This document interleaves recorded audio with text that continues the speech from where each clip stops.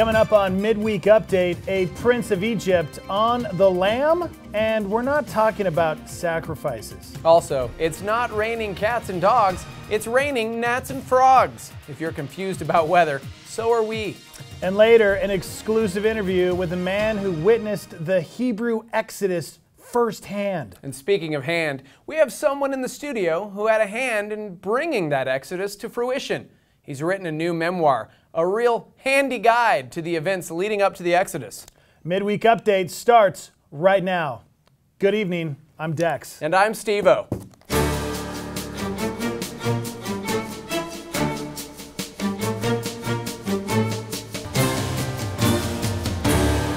OSHA has been called to Egypt. That's OSHA.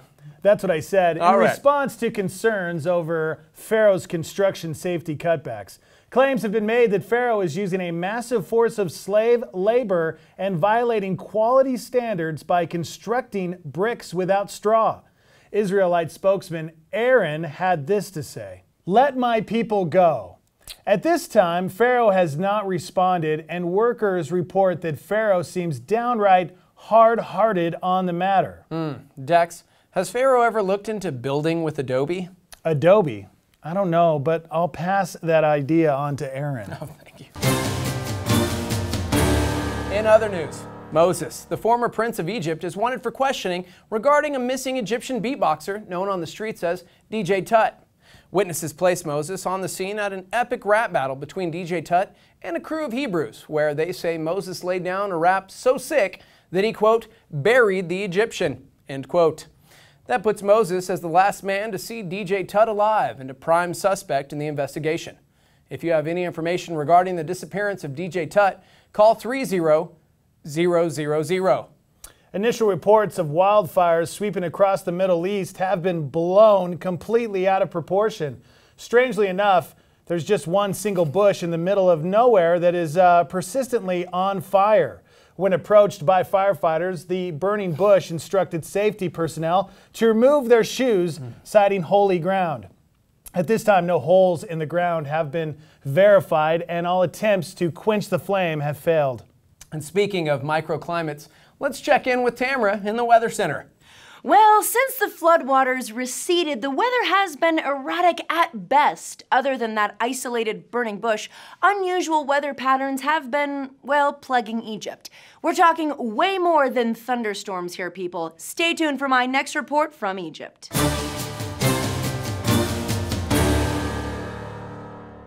Thanks, Tamra. Joining us now on Midweek Update is Jimmy, a free spirit who witnessed the Hebrew Exodus. Welcome, Jimmy. Thanks for having me, bro. Jimmy, you're here today because you actually witnessed the Hebrew Exodus. No way. That was me? According to you, it was. Yeah. I mean, well, I have a very unique van that I live in down by the river, Red Sea. Jimmy, can you tell us about the Hebrew Exodus? Yeah, so I'm in my van down by the bosque that sort of borders the river, sea, and all of a sudden I hear like these people and I'm like, whoa, look out my window. And sure enough, there's like 1 million people, but they were just like outside my window. They weren't like inside my van. And there was a great wind? Psh, objection, judge, bro, that's the leading question, yeah. So, yeah, totally. Got super windy and my van started shaking and I spilled my bag of Fritos, for real. You what? Yeah, there were Fritos like down in between the seats. Some got in my sandal and then like between my toes. It was so bummed. Focus, Jimmy. Okay. So the wind came in and just blew the river. Sea apart and the like Hebrews crossed on totes dry ground. Miraculous. Yeah, man. Wow. I'd never been on the other side, so I like fired up the old bus and followed him across. But as I was cruising, munching on more Fritos, the Egyptian army came chasing after us. Whoa. Whoa, and what happened next? Well, just as we cleared the other side, me and all the Hebrews, the water like came back together, drowned everybody. Super close call, bro. That sounds super like super close call. Yeah. Thank you so much for being here, Jimmy. Sure thing. Appreciate it. Hey, Thank you. have I told you about my van? Folks, there's more Midweek Update right after this.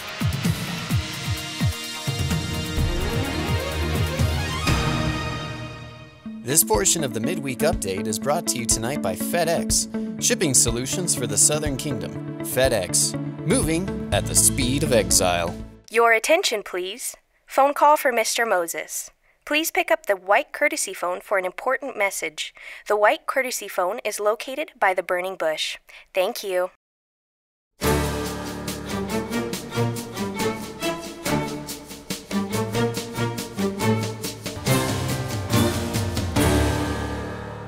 Welcome back to Midweek Update. Now for an insider perspective on the events of the Exodus, we welcome the author of the best-selling memoir Exodus, A Staff Insider's Perspective, Rod.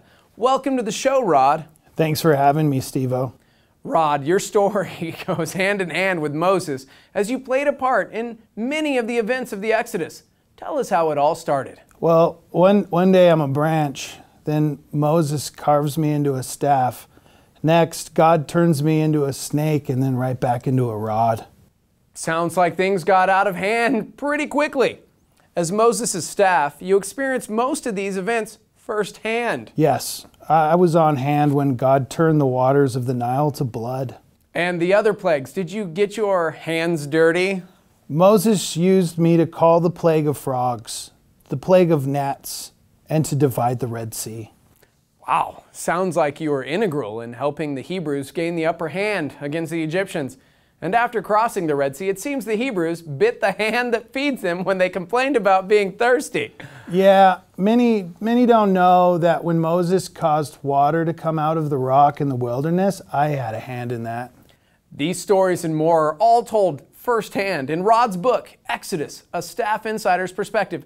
Rod, I have to hand it to you. This is a very handy perspective on the Exodus. Hands down, it's my favorite book to date. Thanks for joining us tonight, Rod. Now, unless you've been living under a rock, you've heard about the erratic weather in Egypt. Joining us now on location is our chief meteorologist, Tamra. Well, Stevo, as you can see, I can't. It's completely dark here in Egypt. I've even turned on my flashlight, but light itself appears to be broken. There's just no light happening, period, none at all, nothing, nada, zip, zero. This comes after 8 days of unheard of weather ravaging Egypt. In just the last week, Egypt has experienced plagues, frogs, flies, locusts, and livestock deaths. In the words of my mentor, it's not raining cats and dogs, people. It's raining locusts and frogs. But we hear that the darkness will clear overnight with clear, sunny skies by morning. Let's take a look at the radar for tomorrow.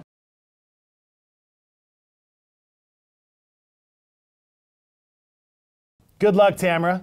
Tonight's top headline is the press conference that took place earlier today as God sought to clarify some of the legalese he gave to the Hebrew people while dwelling in a thick cloud on Mount Sinai. Now, God has been handing out various laws to the people so that they might, quote, be holy as I am holy, end quote. Apparently, some of God's laws were misheard among the thunderings, lightning flashes, and the sound of the trumpet. Dex, I have some questions about God's law. I've always been confused as to what he has against baseball. Stevo, God doesn't have anything against baseball. Well, back up. Exodus 21:15 strictly prohibits playing baseball with one's parents. Whoever strikes out his father or mother shall be put to death. It's pretty harsh. I'm pretty sure that's not talking about striking a batter out. It means don't hit your parents. Oh, well, that does make more sense. But what about Exodus 22:19? Whoever lies to an animal shall be put to death. I mean, I try not to lie to Enzo, but he just won't come inside unless I promise to give him a treat. But I don't always give him a treat when I'm, in the middle of some hardcore gaming or whatever. That is not even remotely what God is speaking about in that passage. Oh, well, speaking of dogs, Exodus 22:31 says, not to eat any flesh that is torn by beasts in the field. You shall throw it to the dogs. I mean, I feel like that's God's people giving him an opportunity to partay. An opportunity to partay? Right. You see, any time you give meat to the dogs, you have to first let the dogs out. Who let the dogs out? Exactly. What? Who let the dogs out? Who? More Midweek Update is on its way right after this.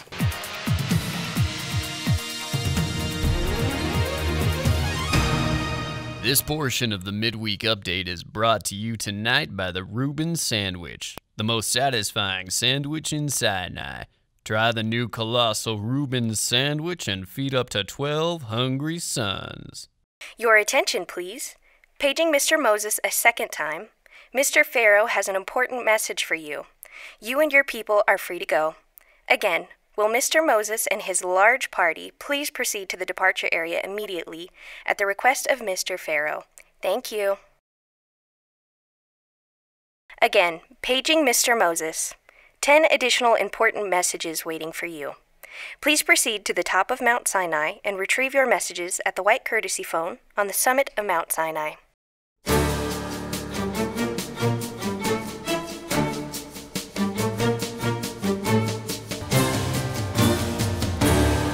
Welcome back to Midweek Update. Tonight was late night talk show host Moses Letterman's last show. Please welcome to the show with this final top 10 list, Moses Letterman. Yeah, Moses Letterman, that's me. It's been, what, 20 years of late night talk show hosting? 20 years, that's a long time. That's 10,400 top 10s. I always count by tens. Wow, 10,400 top 10 lists. But tonight we add one more top 10 to that, am I right? Yeah, that's what we're going to do. Can I get a drum roll, please? Actually, I'm sorry, this is a new set. That's okay, I can hear it in my head. Sounds like thunder from heaven, number 10. You shall not covet your neighbor's house, wives, servants, or anything that is your neighbor's. Number 9. You shall not bear false witness against your neighbor, ye false witness. Number 8. No stealing. That takes a lot of chutzpah. That's chutzpah. That's what I said. Yes. 7. You shall not commit adultery. No need for that, everybody. No adultery, please. Number 6. Murder is a no-no. You shall not murder. Can I get an amen? Amen. No. Oh. Then I'm going to murder you. Oh. Yeah, that's wrong. Okay. Top 5. Honor your father and mother. Number 4. Remember the Sabbath day. Take the 7th day off each week. That's what God did. Enjoy a bagel and a schmear once a week, you know? And number 3, you shall not take the name of the Lord your God in vain. Respect the name of the Lord. Top 10, number 2, you shall not make idols. That means you, Aaron. Oy vey. And number 1, on the top 10 list, number 1, you shall have no other gods before the great I am. Moses Letterman, everybody. What a mensch. Finally, tonight in technology, the tablet has been upgraded to the Tablet 2 after the first version was severely broken in a uncharacteristic mosaic moment of anger. The original tablet was reportedly thrown on the ground where it smashed into a million pieces. The Tablet 2 is the thinnest tablet ever made, weighing a remarkable 45 pounds. It still has the same amount of surface area, measuring a full 24 inches slantwise.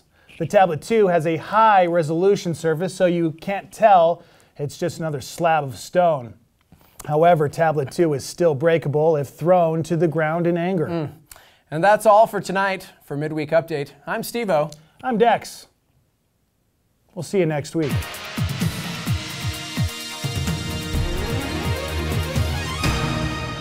Midweek Update is brought to you by Edict Air. With on-time flights throughout the Holy Land, plus a new red-eye from Jerusalem to Cairo, closed on the Sabbath, Edict Air, walking the line to keep you on time. May I have your attention, please? Yet another message for Mr. Moses. Due to your anger issues, your physician has requested that you take 2 tablets and see him in the morning. Thank you.